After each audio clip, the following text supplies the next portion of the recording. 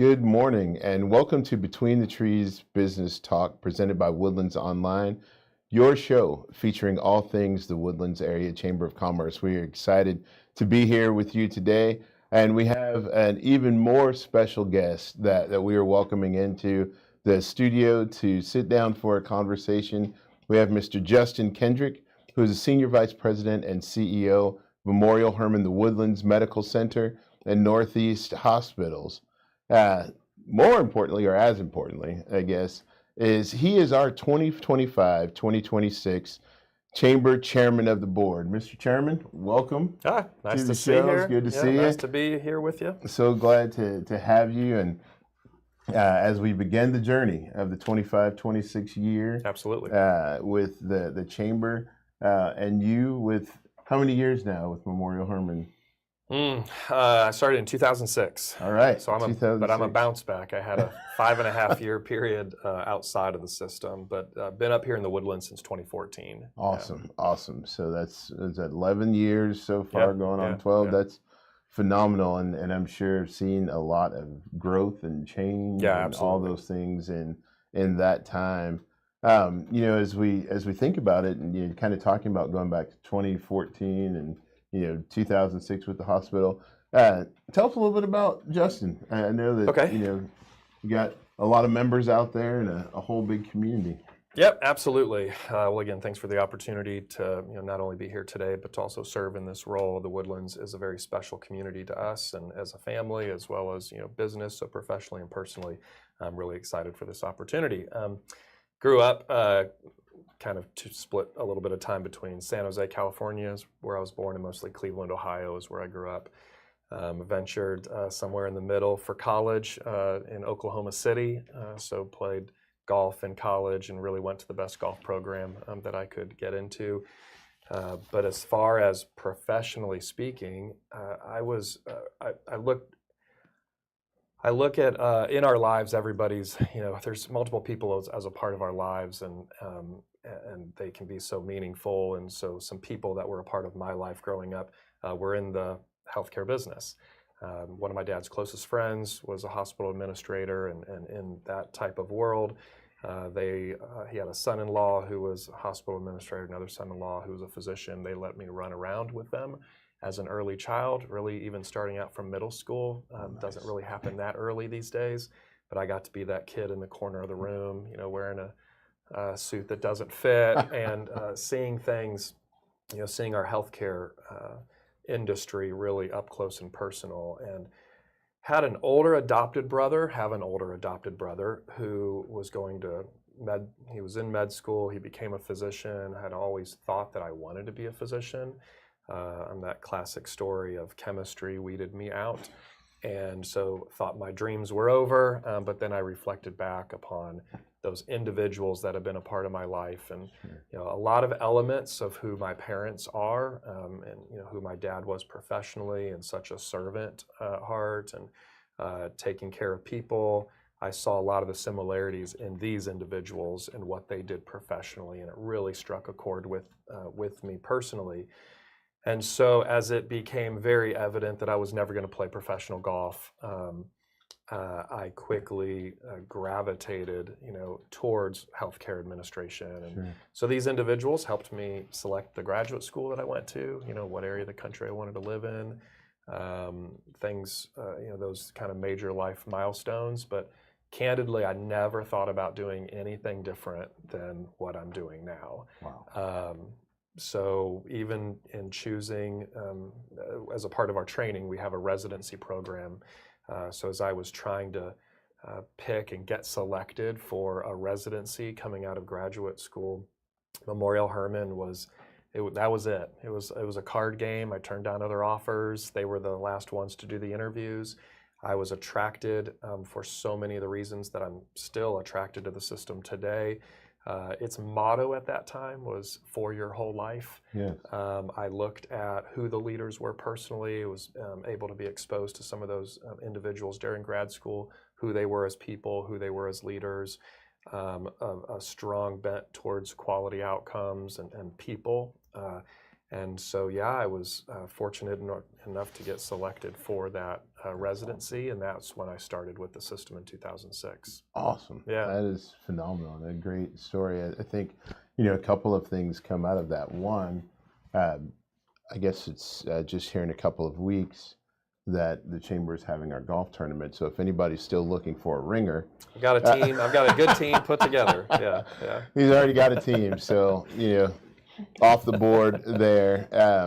But I think that heart of service, and there is something about the system that it feels like there's that different level of care, and it comes through in the people and in the way that Memorial Hermann goes about it. So tell us about the hospital in general. Yeah, so even, you know, before that, I mean, just even who we are, mission, vision. I mean, our mission, last two words, is to improve health. Our vision is to create healthier communities now and for generations to come. So I love waking up every single day working for an organization that really helps support and empower me and then all of our 35,000 employees in the system to go out and make a difference, to partner with synergistic nonprofits and other organizations to really attack all of these barriers to health so that collectively we can create better, healthier communities. Absolutely. And yeah, again, I count my blessings every day I get to wake up and work for this organization. So, specifically the Woodlands, some people won't know that our hospital here in the Woodlands was a part of the Woodlands Master Plan. We opened up in 1985. Individuals, some of the founding fathers, George Mitchell, and a lot of those individuals that worked side by side to help create what we all get to enjoy here today and continue to shepherd into the future. Our hospital was a part of that master plan. Memorial Hermann took over ownership of it in the 90s. And we've been growing with the community really ever since. So we are the largest hospital within this community and the region. We're really one of the largest hospitals outside of the Texas Medical Center. We're the largest employer next to Conroe Independent School District. Right. So when I got here in 2014, we had around 1,600 employees, and today we have 3,400 employees. So we are the second largest employer really by a far distance. And so again, with that comes a lot of responsibility, but it's also a privilege. And so our work with the community, not only from a patient standpoint, but also the economic viability of the community and of the region, really plays a big part into making sure that we can attract the right people to come up and work with us. We provide some of the most complex services around the region. We're a level 2 trauma center, been on that journey since really 2014. I say it's that program, it's the tide that lifts all ships. If we go through multiple different service lines, neurosciences, heart and vascular, things like that, we really do provide the deepest, the most depth when it comes to these types of services throughout our area. Again, most individuals, people say, hey, how fortunate we are to have the healthcare services that we have up in this area. Absolutely. But it really can't be overstated how important that is. The question that I always get asked, whether or not it's like public or private conversations, it's what's really top of my mind. And I always go back to people. When you go from 1,600 employees to 3,400 where we're at here today, we've got to continue, and we've done a wonderful job of this, to continue to recruit. We've got a lot of tenure with our staff. Retain, recruit new individuals that really sell out for who we are, our mission and our vision. And then really the 4 words that come out of my mouth the most and kind of how we ground ourselves and project our work and is really quality outcomes and memorable experiences. So we've got to provide the best quality that we can, but there's another element to that we've got to provide, creating memorable experiences is what we talk about. So a lot of focus on that, and we've got to have the right people that sell out for those types of things too. Absolutely, absolutely, and I agree that you all are carrying that out. I've had the pleasure of meeting some former patients that have experienced the hospital, and just as you walk through the facility every day, there's that commitment to making sure that folks have that experience. And in those former patients, it's amazing how everyone has called their caregiver, their doctor, all those folks by name, and been able to share how they made them feel, how they elevated their comfort, how they supported them through a difficult time, which is I think speaks volumes to the staff and to everyone at the hospital. Yeah, well, thanks. It's a privilege. People come to us often in their most vulnerable moments. Sure. And for us to, people don't always know if they're getting the best nurse, best physician, whatever. People oftentimes know how they were made to feel. Was the care coordinated in a seamless manner?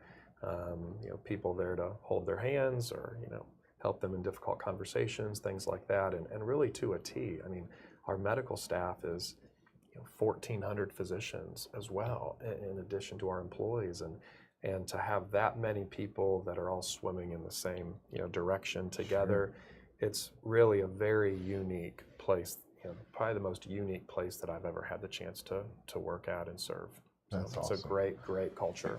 That's phenomenal. And I think you mentioned it briefly, but talking about how fortunate we are to have the quality of care that we have, and I think it speaks to you all being an anchor and part of the master plan.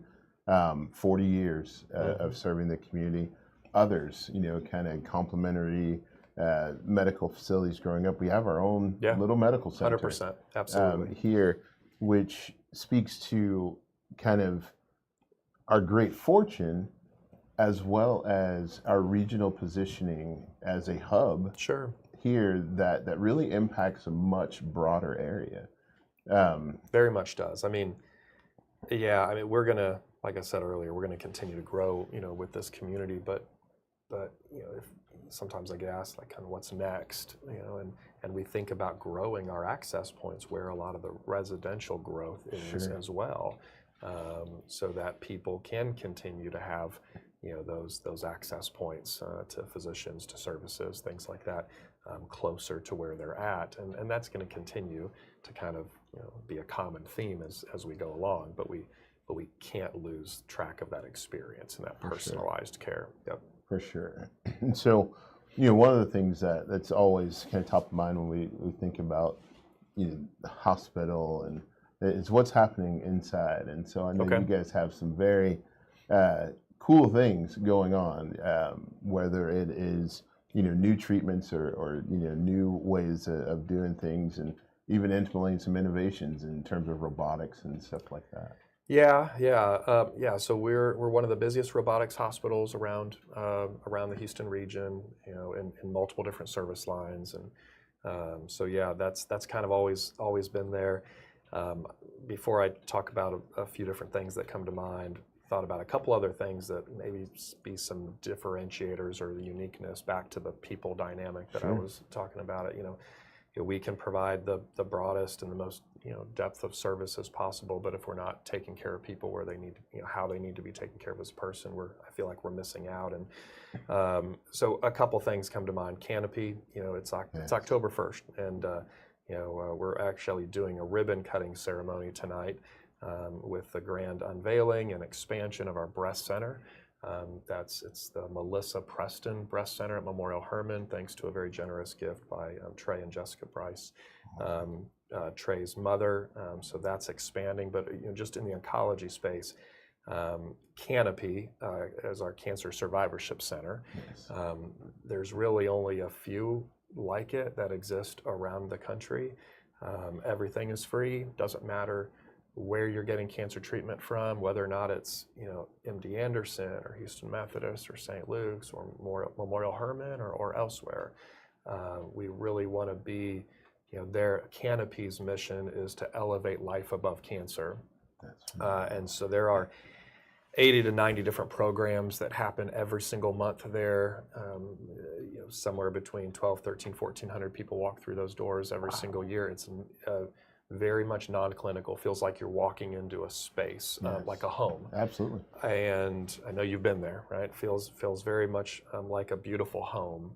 And there's those services, those programs that go on are everything from shaving parties, if that's what you want to call them, to wig fittings, to massage therapy, to counseling for kids, with parents going through cancer treatments or who are survivors, exhibition cookings, cooking lessons, yoga, Pilates, needleworking, Yeah. and other things, but everything's free. We cover, the administrative expenses, and then, my gosh, thanks to an incredible group of individuals that make up the In the Pink Committee that is celebrating 25 years here with us this year. They provide a lot of the philanthropic support for Canopy, for the programs. I mean, really, if it weren't for In the Pink, Canopy wouldn't exist today. And so we have a lot to be grateful for and appreciative of them. So again, I wear my pink tie here today, and my wife's a cancer survivor, and from this past year, and going through breast cancer herself, it's kind of the first things that stick out to my mind. TIER is also an amazing differentiator for us. TIER is an extension of our inpatient rehab program downtown. TIER is oftentimes known as one of the top, 1 or 2 ranked inpatient rehab hospitals in the country every single year. We are fortunate to have the care and the expertise up here in the Woodlands. We have 29 beds on our campus.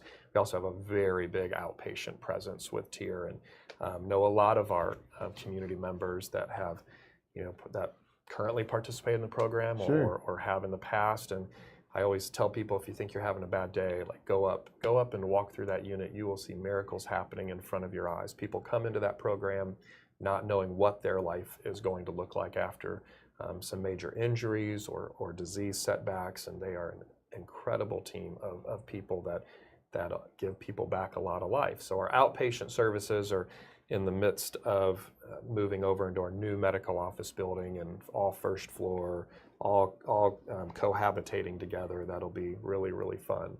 Something that, another thing that some people might not know about, except for those people that have been on the campus, is a park that we have, Jack Wolf Park.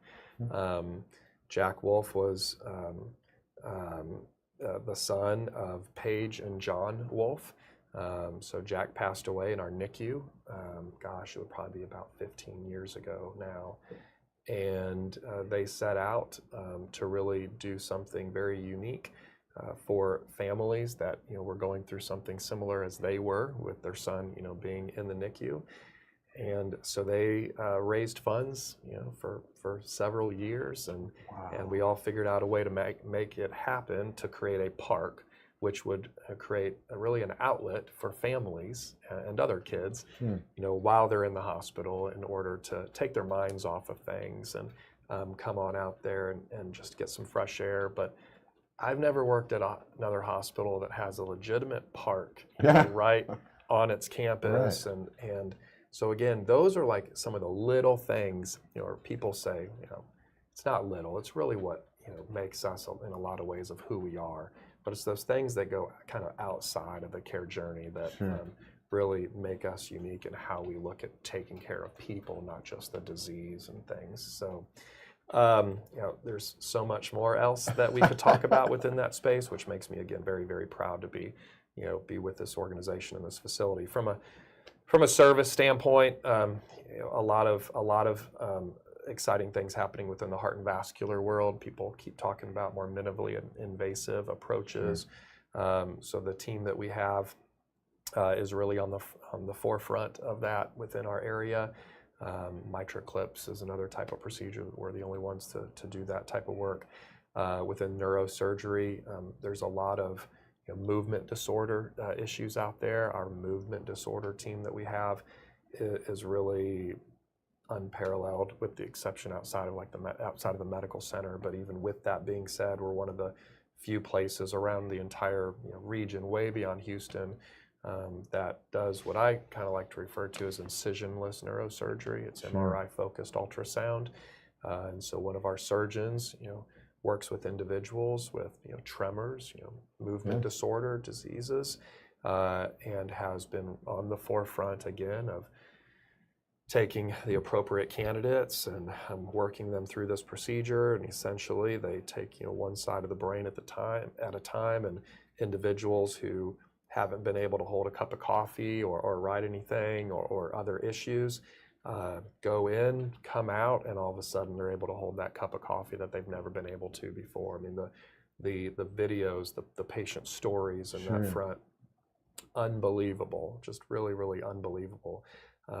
But again, all of these things take the combined efforts of everybody, of all 3,400 employees, of our medical staff, of our leaders within service lines, of informal leaders within service lines, and so again, very fortunate to work, in the organization that I do, and get to lead this team of people as we continue to put ourselves, continue to explore new procedures that are coming out, things that we can offer to this community, as well as where else do we need to go in order to make it easier for people to interface with us. Absolutely, and it's phenomenal because each time you have a conversation about Memorial Hermann, you learn a little bit more about all the things. And I mean, we know that there's a plethora of procedures and treatments and visits and all those things happening every day.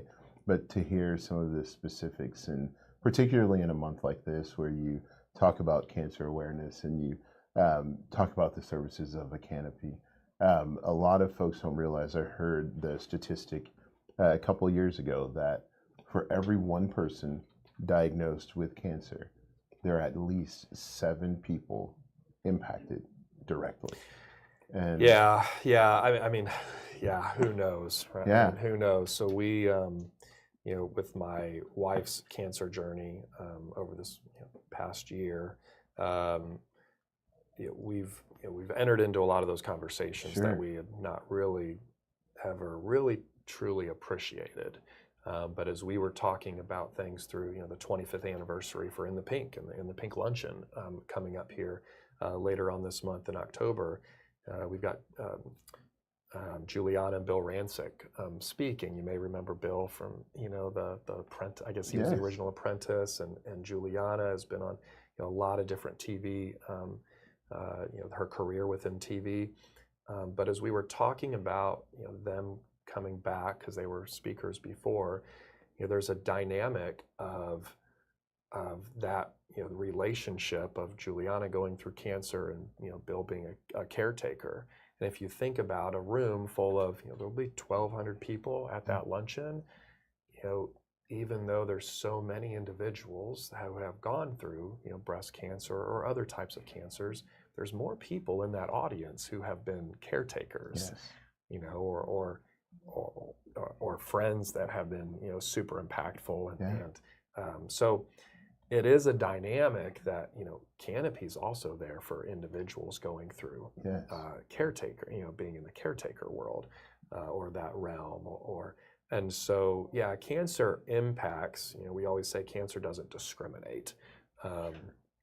Can impact, probably will impact us all, at some point in time, and so I'm grateful, to have Canopy, to have so many of the different resources, and then maybe Aaron to give you one last statement as we think about our services, but also the community here. I was just talking with a physician recruit here this morning, and what I was relaying to him was it's amazing to be in a community like we are that attracts individuals who want to work at the top of their profession, but do it in a way that they will also kind of live out their best personal lives as well. Absolutely. So it is this attraction point that I see across the board. I could go through any service line we want to, oncology, neuro, heart and vascular, orthopedics, whatever it is.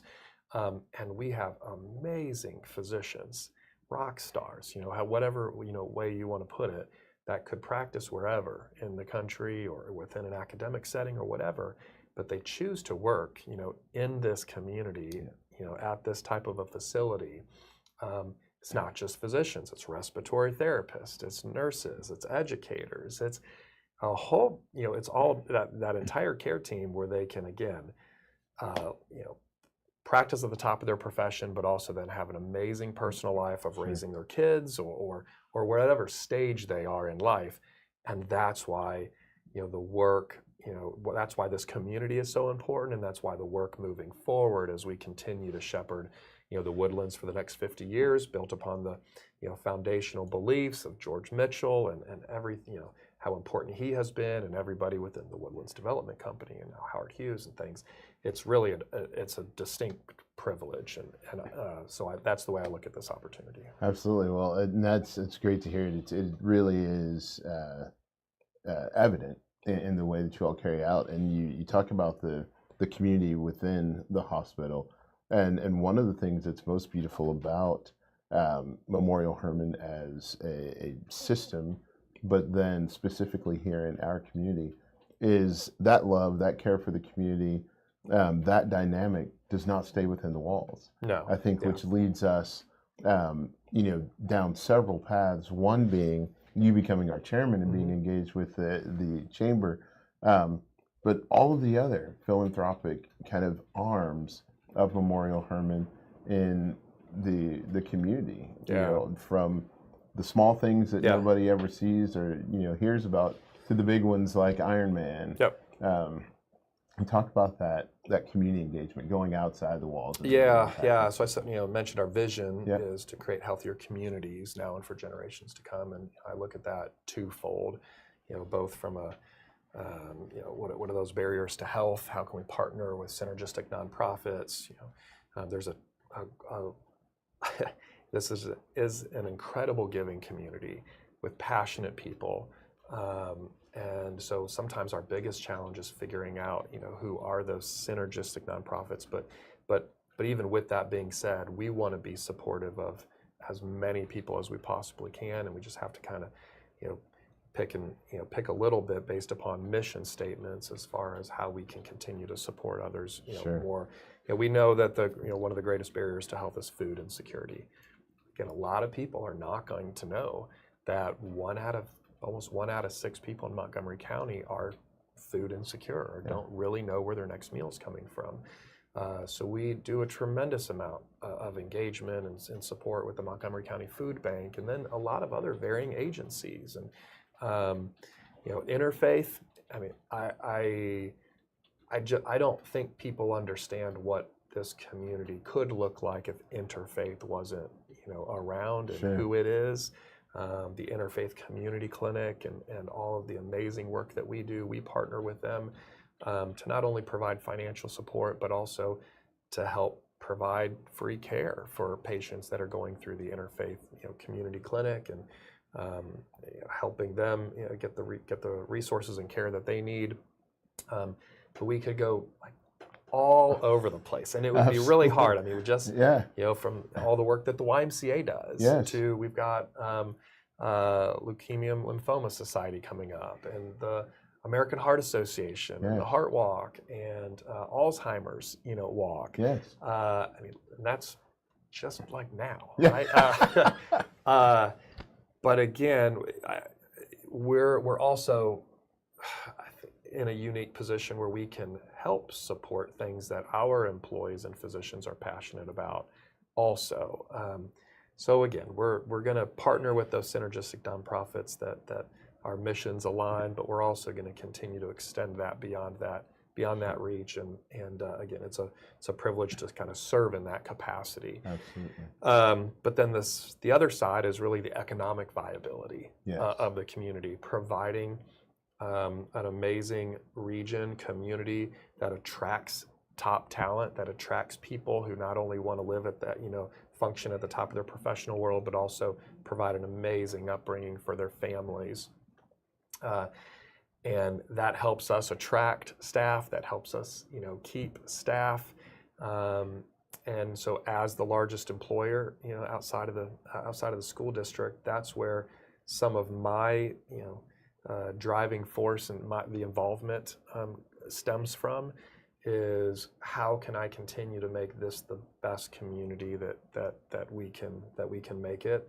So not only from a growth standpoint, but also with our current individuals within this community. So whether or not talking about the Chamber of Commerce or your partner with the EDP and how we can, again, partner with the township and partner, with the county and different things like that moving forward in key strategic directions. But specifically with the chamber, and our 1,300 members that we have, their economic viability is critical to the overall outlook of our community and region. For sure. So, with our mission statement of the chamber, the pathway to opportunity, that's how I think about it. The chamber provides an amazing opportunity for people to, get involved, getting exposure, provide an amazing networking group as well. Absolutely. Some of the functions that you all put on, it really is a very unique environment that no matter what you may be working through in your own business, you're probably going to meet somebody who's either gone through that or done that themselves. Absolutely. And again, just like the healthcare sector, people always ask me, do you all really work that well together? Is it competitive? It's like, yeah, I mean, we all, no margin, no mission. We have to keep the doors, open, and we have to be good stewards of our resources, and we all want to succeed. But yeah, we work very closely together. Absolutely. And I think that's another, common tenet within our businesses around this area, that there is that collegial type of a culture, type of a dynamic. And so for our 1,300 members, and growing, this is a wonderful opportunity that I want to, again, it's a great opportunity to be in this position to help lead over this next year and support you and the amazing team, so that we can continue to keep this ball moving forward in the right direction. Absolutely. And I think that's one of our greatest things, is to continue to move forward, position our community for the next 50 years, right? So that whenever we get to that point, we're celebrating 100 years. Mm-hmm. I see the conversation, the celebration being as large, if not bigger. But I also see the names of, as I look at our board today, I see those conversations being, you remember when Justin Kendrick and Jim Carmen and, all of these folks were doing these things. You talk about the synergy amongst our community, and it reminds me, we were welcoming in some new members just about 2 months ago. And fellow board member Adam Cook with Cook Insurance, one of the new members, spoke up, and they were saying, I'm in the insurance business, and I see there's a few of you guys in here. Yeah. And Adam stopped immediately. He said, hey, there's enough business for us all. Yeah, great example. And we are all in this thing together. So if you need help, we're here. And I was like, that is our community. Yeah. It's all about making sure that we are complete, that we have the resources that we need, that everyone thrives. Yeah. So that all get better. So well, and going back like real quick, full circle, I've mentioned this to you before, the fact that 10% of our members of the chamber are nonprofits that I'm just, that I've just been speaking about, is super unique. That just doesn't happen. I mean, we've been in different markets and things.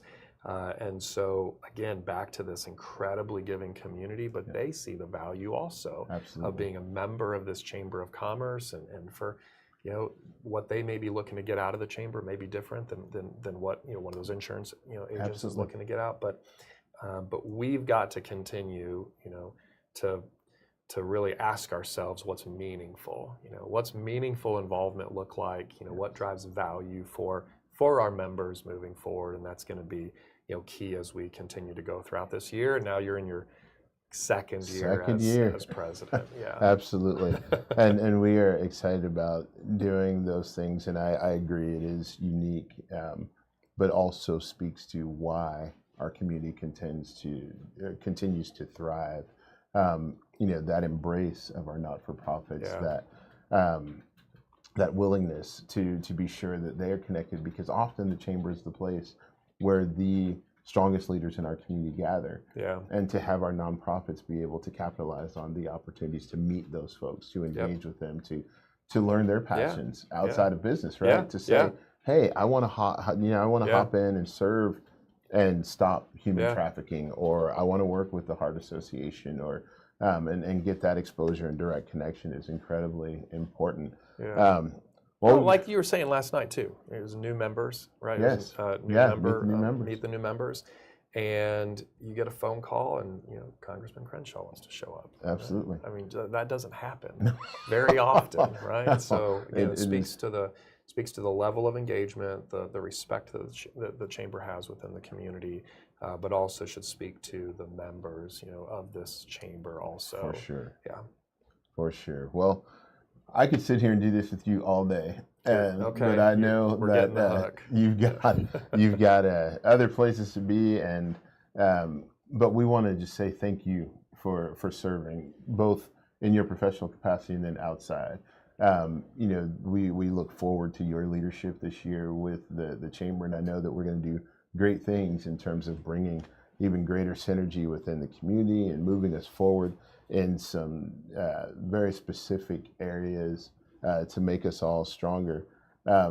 So with that, I say thanks for stopping by. This has been incredible. We learned something new. We got a chance to really understand, I think, at a different level, the things going on over at Memorial Hermann. And about you, awesome. who will lead us this year.